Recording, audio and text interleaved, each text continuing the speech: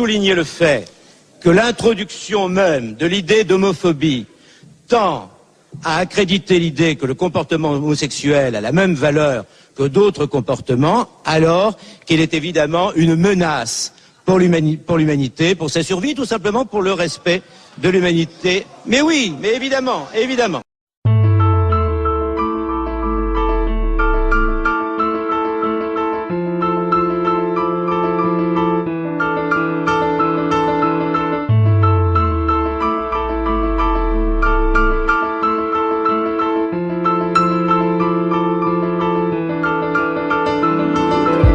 Ma plume ce jour pour pouvoir expliquer que ce sont tes propos de l'homosexualité qui menacent l'humanité. Sache que je ne me sens pas inférieur à ta personne. De l'intolérance, la perversité, tu es le porte-parole. Toi l'anti-droit de l'homme, tu oses parler de morale. Je te rappelle juste que tu dois ton siège au Front National. Quand tu as pris la présidence de Famille et Liberté, ne t'es-tu pas dit que la liberté c'est aussi le choix d'aimer? J'en t'ai dire, tu mélanges trop souvent religion et politique. Mais ne sommes-nous pas dans un pays laïque?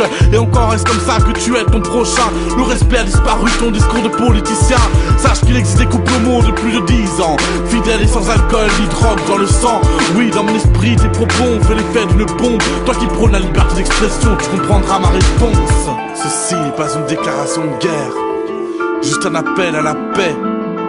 Ceci est juste une lettre ouverte. Dans la vie, il y a une main, pas la vérité avant l'homme, non.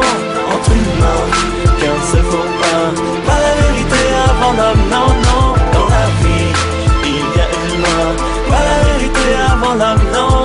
Entre humains, qu'un seul faux pas, pas la vérité avant l'homme, non, non. J'ai visionné tes différentes interviews. J'avoue sur le moment ça m'a rendu fou, mais j'aimerais juste te faire comprendre que tes dires peuvent engendrer la souffrance dans des milliers de vies.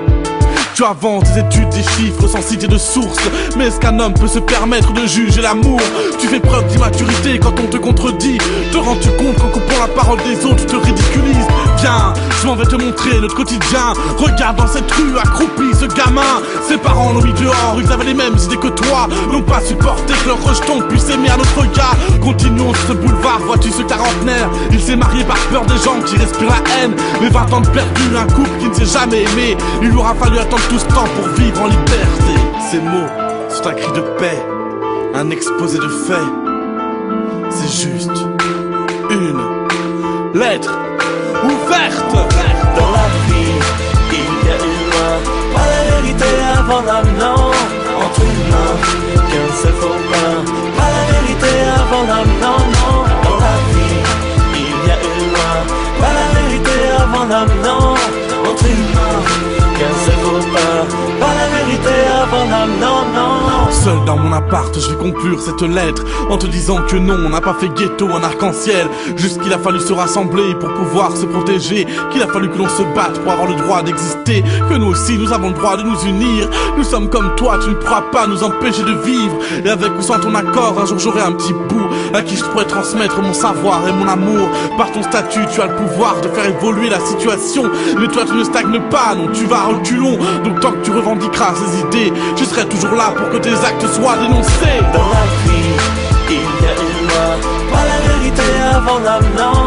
Entre humains, qu'un seul faux pas, pas la vérité avant l'homme, non, non. Dans la vie, il y a une loi, pas la vérité avant l'homme, non.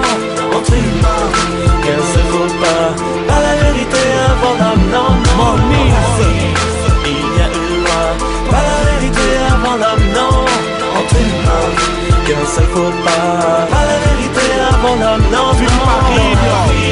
Il y a une loi, pas la vérité avant l'homme, non. C'est notre lettre ouverte. Pas la vérité avant l'homme, non, non. Ceci est un appel à une prise de conscience, une lettre ouverte destinée à Christian Van Est.